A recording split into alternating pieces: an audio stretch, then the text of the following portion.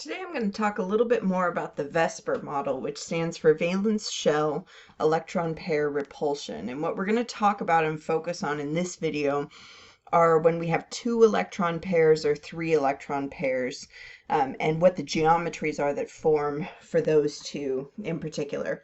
In future videos, we're going to focus on 4, 5, and 6, but those get a little more complicated the more pairs we have to work with, and there's just more options in terms of the molecular geometries or the shapes of the molecules themselves within those VSEPR geometries, which have to do with the shapes based on where the different electron pairs or electron groups are. So just to define some terms here, electron pair or electron group, these are used kind of interchangeably depending on the source that you're looking at. That can mean a covalent bond that could have a bond order of 1, 2, or 3, meaning that it could be a single, double, or triple bond, or it could be a lone pair of electrons, which recall is just a pair of electrons, which is non-bonding. But that both of these will factor into the geometries, both a bonded atom and a lone pair. And I tend to talk about it like that. So how many atoms is it bonded to? How many lone pairs does it have? As opposed to covalent bonds, because I think it gets confusing when we start talking about things like double bonds as only being one electron pair. But we'll kind of get there. And you'll have to see what you think. But the language I use is kind of bonded atoms or lone pairs. So for two electron pairs, that's really the simplest of the geometries. So that would be if we have a central atom with two atoms that are bonded to it. And we said in a prior video that if we have two things bonded to a central atom like this, two electron pairs, that gives us linear VSEPR geometry. So these outer shell electrons are repelling as much as they possibly can. We have a shared pair here, a shared pair here, and the furthest apart they can get is this kind of 180-degree angle from each other, opposite ends of that central atom. Now the only option when we're thinking about VSEPR structures and geometries is for those two electron groups or electron pairs to be atoms. If we had a lone pair out here, that would cause kind of a different geometry. And we'll see this kind of in future videos as we start to get into more complicated modeling systems for how these bonds form. But for right now, we have two electron pairs, two electron groups.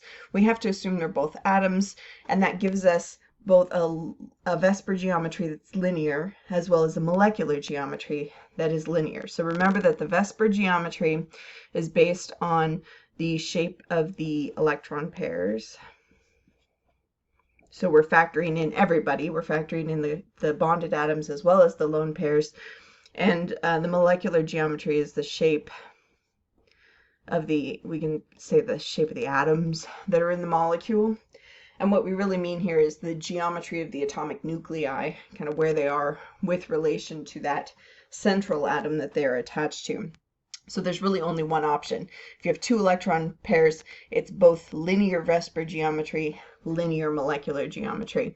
The go-to example for this is usually carbon dioxide. That's a nice one that we all know. If we do the Lewis dot structure for carbon dioxide, then I have 4 valence electrons from carbon and 12 from my oxygen, so that gives me 16 electrons to work with. And when I put carbon at the center, because if we're thinking about, how many bonds carbon would want to make, then carbon has 4 valence electrons. Each of my oxygens has 6. So this guy is going to want to make more bonds. It's going to be at the center. And when you kind of shake out and do your Lewis dot structure, then you find that we need to share 2 pairs for each of the oxygens there for everyone to have a full valence. So I have 2, 4, 6, 8 for my oxygen, 2, 4, 6, 8 for my carbon, 2, 4, 6, 8 for that. And now we have full octets for everyone. So it satisfies the octet rule. It also satisfies formal charges because our carbon here has 4, wants 4. This oxygen has 6, wants 6, has 6, wants 6. So there are no formal charges on this structure. It fulfills the octet rule. It's a valid Lewis structure. So here's our carbon dioxide. Now here's the key then, is that when I'm focusing on the central atom to figure out the geometry of it, the way that it would want to form in 3-dimensional space, then I would say, all right, here's my carbon, here's my central atom. So kind of the first step is to locate the central atom. And then once I've located the central atom, which I realize this looks a little silly, but there it is. There's the center. We found it. Then around that central atom, I have two things, right? I have one here and one here. So this whole thing is considered an electron group or an electron pair. This whole thing is considered an electron pair. So I have two things attached to that central atom. And I usually like to kind of do an accounting. Again, with two, it seems a little bit silly, but I say that there's two atoms, two bonded atoms, no lone pairs. Again, focusing on the central atom, which gives me two electron pairs total, which gives me linear geometry, which means that the way that I've drawn this molecule is going to be the way that it's formed. So if I was to draw the three-dimensional structure for carbon dioxide, it would be a straight line with that 180-degree angle. And I would be really intentional about that. And I'd make sure to label it if that's what my professor wanted. And so our three-dimensional structure looks very much like the Lewis dot structure, but that's not always going to be the case, as we will see when we get to 3 electron pairs, which we're going to do next here. So 2 is kind of the simplest of all possible worlds, because the VSEPR geometry is the geometry of the molecule as well. So with 3 electron pairs, we said that has that kind of fidget spinner or Mercedes-Benz symbol kind of geometry. We have a central atom with 3 pairs that are attached to it. So that gives us trigonal planar. Trigonal referring to 3, planar because all of the atoms or all of the electron pairs are in the same plane. Now there's really 2 options then if I'm thinking about what can give me 3 electron pairs. I can either have all 3 of them be bonded atoms, or I could have 2 bonded atoms and a lone pair. This would give me 3 electron pairs as well. I can't really have 1 bonded atom and 2 lone pairs.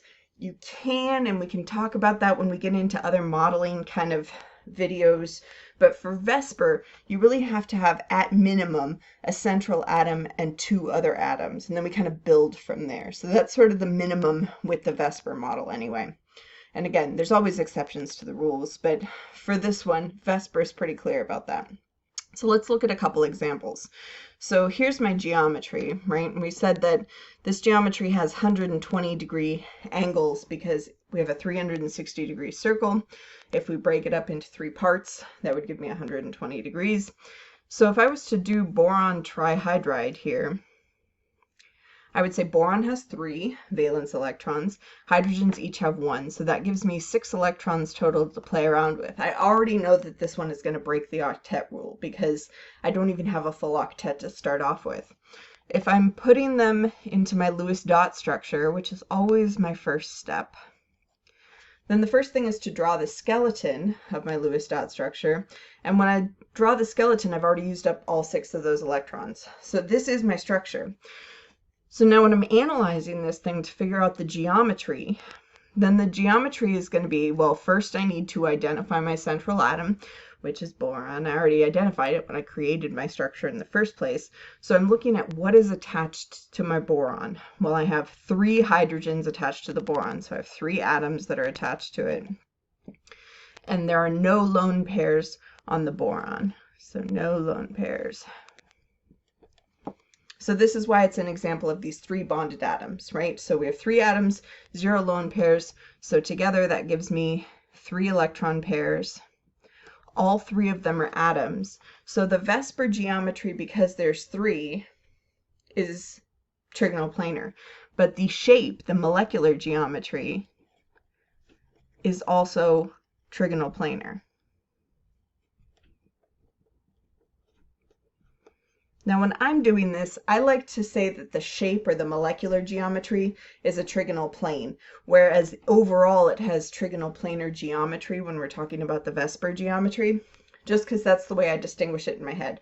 This is the name of the shape, this is the name of the geometry. And again, this is a subtle thing because of course shape and geometry mean the same thing, but that's the way I'm distinguishing between VSEPR geometry or electron pair geometry and molecular geometry, or the shape of where the atoms are located.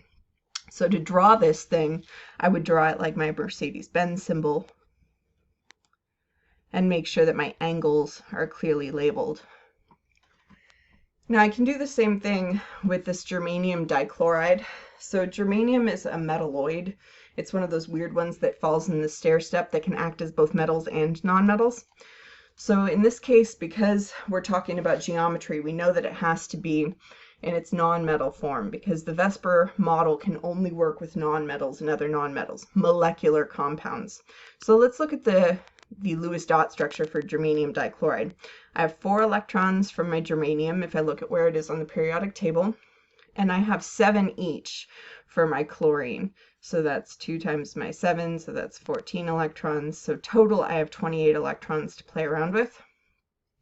When I do the Lewis dot structure, germanium is going to be at the center of it, and I'm going to attach my chlorines to it. So I've used up 4. Now I have 24 electrons to play around with, so I'm going to put them on the outermost atoms here. So 2, 4, 6, 8, 10, 12. Sorry, this is 18. I was about to say, that's a lot. 14. 12 electrons. That's what I get for making lecture videos too late in the day. All right, 4 plus 14, everyone, is 18, for the record. Okay, and then I used up the 4 for my bonds here, which gave me 14 electrons to work with. I put them on the outermost atoms first, so 2, 4, 6, 8, 10, 12. I used up those 12 on the outer atoms. I have 2 electrons left over, so per my rules with making Lewis dot structures, that means that I put them on the central atom. So I used those up, I have none left over, and now if I'm kind of analyzing this, I might be tempted to move one of these around, maybe have a double bond on one side to try to get germanium a full octet. But this is the most valid structure for germanium. Metalloids tend to be exceptions to the octet rule, so this is going to be kind of one of those weird ones that you could have various other Lewis dot structures that are valid for it, but this is the way that it likes to form. So if we're analyzing this one for molecular shape to figure out what shape it's going to be, then we'd say, well, how many bonded atoms are there? There's 2 bonded atoms. So we're looking at our center, we have 1, 2, and we have 1 lone pair on my germanium. So when I add those together, I end up with 3 electron pairs or 3 electron groups, which gives me trigonal planar geometry. So I'm going to draw this thing like a trigonal plane. So if I draw it with the lone pair, then I'm kind of highlighting here with a bubble. So I'm just showing that it takes up space on this molecule. And then the legs here of my Mercedes-Benz symbol are my chlorines. Now in the boron trihydride, we said these are 120-degree angles, so we would say that normally this would be a 120-degree angle. But this lone pair takes up space, and it not only takes up the same amount of space as an atom, it takes up more space than an atom.